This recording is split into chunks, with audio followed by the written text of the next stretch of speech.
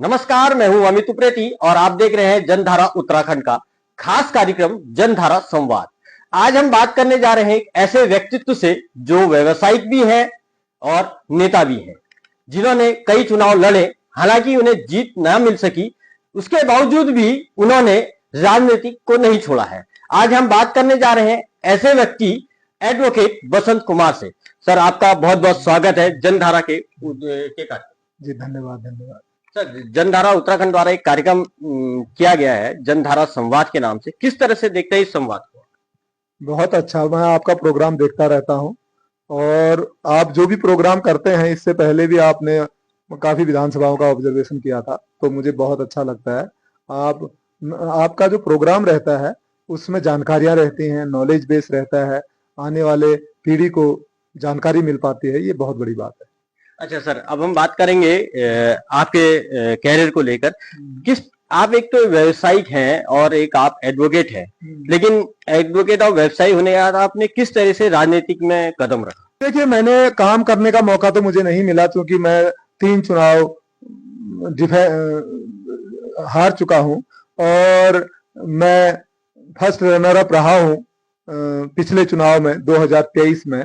मैं ये नहीं कह सकता कि मुझे ऐसा कोई मौका मिला हो कि मैं जनता के लिए कुछ कर सकूं, पर मैं चुनाव लड़ते समय मेरे द्वारा जो शब्द कहे गए हैं और आज भी वह जिंदा हैं और आगे भी वह शब्द मैं पुनः लोगों के बीच में लाऊंगा और वह तर्क, वह अपने वादे मैं लोगों को सुनाऊंगा। तो मैंने जो सबसे पहला शर्त जो रखी थी, जो मैंने प्रण किया था, जो मैंने बागेश्वर विधानसभा की जनता से वादा किया था, वो वादा ये किया था कि मैं विधायक को मिलने वाली सैलरी को भी जनता के कल्याण में खर्च करूंगा, गरीबों के उत्थान में खर्च करूंगा। और अपनी ईमानदारी का परिचय देने के लिए मैंने ये सब किया था, क्योंकि जीतने के बाद बागेश्वर की जनता बोल सकती थी मेरा कान पकड़ के कि तुमने जो बोला था उस पर तुम खरे नहीं उतरे। और 2.5 साल 3 साल पिछले बार 1.5 साल में चुनाव हो गए थे, उपचुनाव यहाँ, और मैंने उपचुनाव लड़ा और 3-3.5 साल के बाद पुनः जनता मुझसे सवाल कर सकती थी और मुझे बदल सकती थी, लेकिन ये मौका मुझे अभी नहीं मिला। मैं अधिकांश लोगों का दिल में जगह बनाने में नाकामयाब रहा हूं। इसका मुझे रिग्रेशन है, इसका मुझे दुख है और मैं कोशिश कर रहा हूं कि मैं और ज्यादा लोगों के दिलों में अपनी जगह बनाऊं। मैं तो आम जनता से अनुरोध केवल इतना करना चाहता हूं कि अगर भारतीय जनता पार्टी की सरकार बनी रही तो फिर मनरेगा जैसी योजना जो पहले से ग्रामीण गारंटी रोजगार योजना के रूप में चलती थी, वह भविष्य के लिए नहीं रह जाएगी। इसलिए जरूरत इस बात की है कि बहुत जल्दी उत्तराखंड का चुनाव आने वाला है, वो सरकार को बदलने का काम करे और कांग्रेस के प्रत्याशियों को जिताकर असेंबली में पहुंचाए, तो हम व्यवस्थाओं को ठीक करने का काम करेंगे। सर, कांग्रेस को जनता क्यों चुने? क्योंकि अभी तक की जो सरकार है, लोगों ने नाकामी देखी है। कांग्रेस के अनुसार, लोगों के अनुसार कांग्रेस में नाकामी देखी, तभी बीजेपी पार्टी लगातार जो है जीत के आ रही है। तो आपको क्या लगता है कि सरकार आने के इस बार क्या कुछ नया करेगी?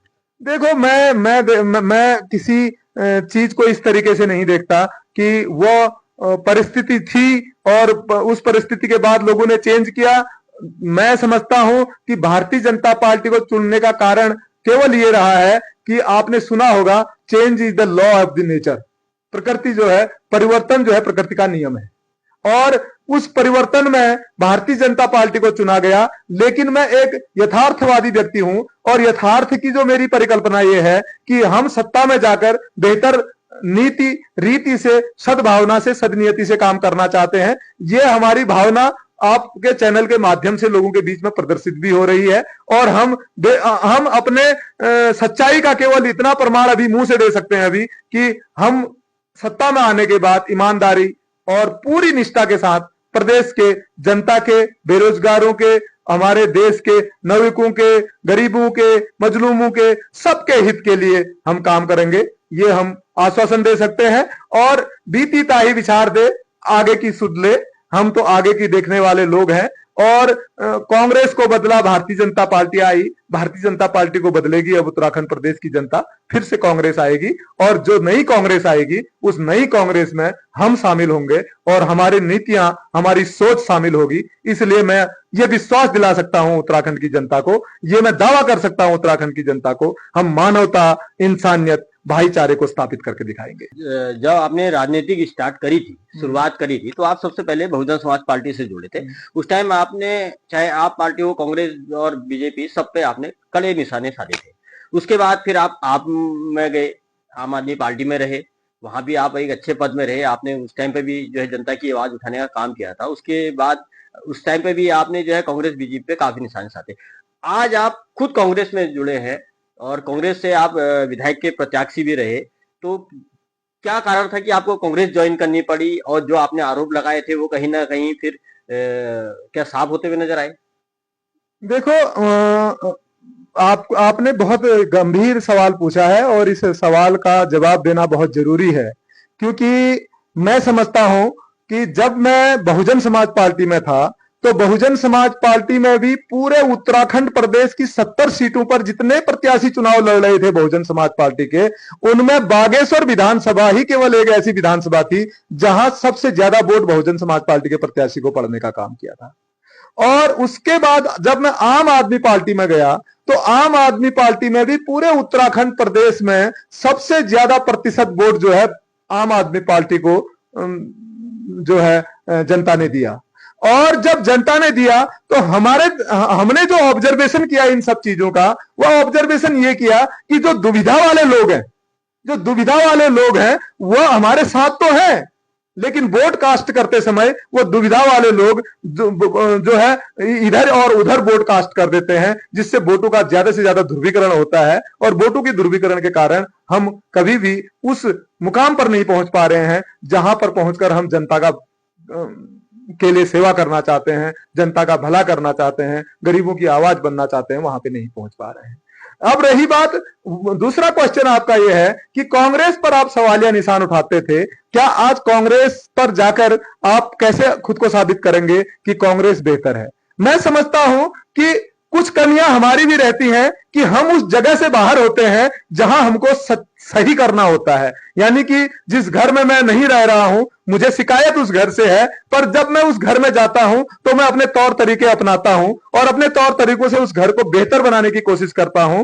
तो ये मेरा प्रयास हमेशा रहेगा। अगर थोड़ी बहुत कमियां, अगर कांग्रेस पार्टी में जो शिकायत हमने कांग्रेस पार्टी से बाहर रहते कांग्रेस पार्टी पर किए हैं, तो उन शिकायतों को अब कांग्रेस पार्टी में रहकर हम उन लोगों से मिलकर, जिनके लिए हम शिकायत करके आवाज उठा देते थे, विरोध के स्वर में बोल देते थे, अब उनसे मिलकर मित्रता करके उनकी भावनाओं को भी ठीक करने का काम करते हैं। और हम उनके अंदर भी ये भावना जगाने का प्रयास करते हैं कि मानवता, इंसानियत और भाईचारा सबसे बड़ा गुण है सकते हैं, और एक आदर्श राज्य की कल्पना हम अपने बच्चों के लिए कर रहे हैं। ये मैं आप लोगों को बताना चाहता हूं। बागेश्वर की विधायक पार्वती दास के प्रतिद्वंदी के तौर पे आपने चुनाव लड़ा था और बहुत पहला एक ऐसा चांस जहां मुझे लगता है कि सिर्फ मात्र 2000 के करीब आप वोटों से आप पराजित हो चुके थे।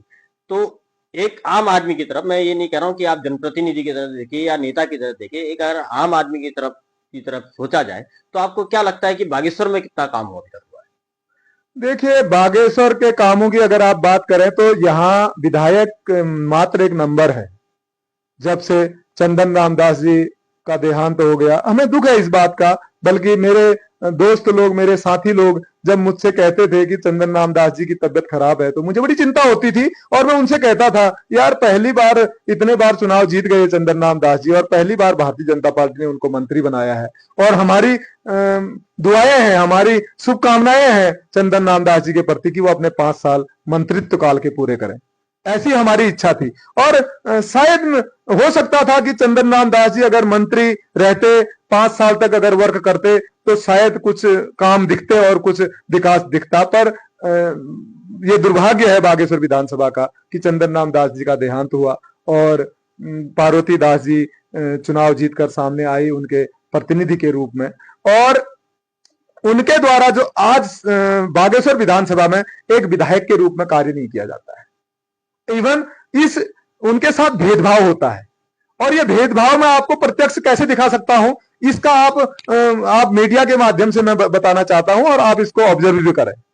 वो भेदभाव ये है कि अगर कपकोट विधानसभा के विधायक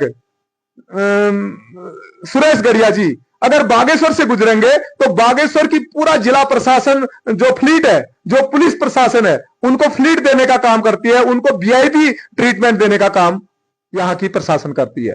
और वहीं पार्वती दास जी के लिए हमने ये बात कभी नहीं सुनी और ऐसा प्रशासन ने नहीं किया। इसका मतलब यह है कि जो हमारे विधायक बागेश्वर विधानसभा की जीत कर असेंबली में गई हैं हमारी बहन पार्वती दास जी, उनको अंडरमाइन किया जाता है भारतीय जनता पार्टी के सत्ता द्वारा, भारतीय जनता पार्टी के लोगों द्वारा। और यह कैसे किया जाता है? जो भी निर्णय लेते हैं वो हमारे शिव सिंह बिष्ट जी लेते हैं, पार्वती दास जी कोई निर्णय नहीं लेती हैं। इसलिए बागेश्वर का विकास रुका हुआ है और मैं समझता हूं आने वाले समय में बागेश्वर की जनता वो निर्णय लेगी जिससे कि विधायक अपना डिसीजन ले सके, विधायक अपना निर्णय ले सके, बागेश्वर का विकास हो सके। सर, तो क्या इस बार के चुनाव में आपकी दावेदारी रहेगी? देखिए, चुनाव तो लड़ूंगा जनता के लिए, क्योंकि अपने व्यक्तिगत कारणों से, अपनी परेशानी से, थोड़ा स्वास्थ्य कारणों से चुनाव के बाद से करीब 6-7 महीने थोड़ा सा नेपथ्य में चला गया। नेपथ्य में कैसे चला गया? थोड़ा सा एक्टिविटी कम हो गई, जगह जगह से लोगों की आवाज आने लगी कि आप कहां चले गए, आप क्यों बैकफुट में चले गए, आप क्यों लोगों के बीच में नहीं आ रहे हैं, आप तो केवल 2000 वोटों से चुनाव हारे हुए हैं, हमारे मनोबल को मत तोड़िएगा, आप हमारी आशा है, आप हमारा विश्वास है। लोगों ने आपको, अगर 2000 लोगों ने कम वोट दे रखा है तो क्या हुआ, हमने तो पूरा वोट सपोर्ट कर रखा है, पूरा वोट दिया हुआ है। तो बागेश्वर की जनता का हाथ उन्होंने, मैं तो हाथ से फिसला हुआ हूं, तो इसलिए इतनी आसानी से मैं टिकट की दावेदारी या फिर चुनाव लड़ने को छोड़ दूं, ऐसा संभव नहीं है, ऐसा असंभव है। अच्छा, अगर मान लीजिए कांग्रेस ने इस बार आपको टिकट नहीं दिया तो क्या आप पार्टी में बने रहेंगे या पार्टी चेंज करेंगे? क्योंकि अधिकतर लोगों में यही रहता है कि बसंत कुमार जी जो है एक जगह पर नहीं, ज्यादा नहीं टिकते हैं, क्योंकि वो अधिकतर पहले भी पार्टियां कहीं छोड़ के आ चुके हैं। ये बागेश्वर की जनता का क्वेश्चन हर वक्त उठते रहता है, तो आपका क्या? ये बागेश्वर की जनता का क्वेश्चन नहीं है, ये विरोधियों का क्वेश्चन है। विरोधी लोग बोलते हैं कि बसंत कुमार जी तो पार्टी छोड़ देते हैं। देखिए, आम आदमी पार्टी को कितना % वोट पड़ा उत्तराखंड प्रदेश में? 1%। और बहुजन समाज पार्टी को भी ये समझिए कि 7 सीटों से घट के वो नीचे चले गई है।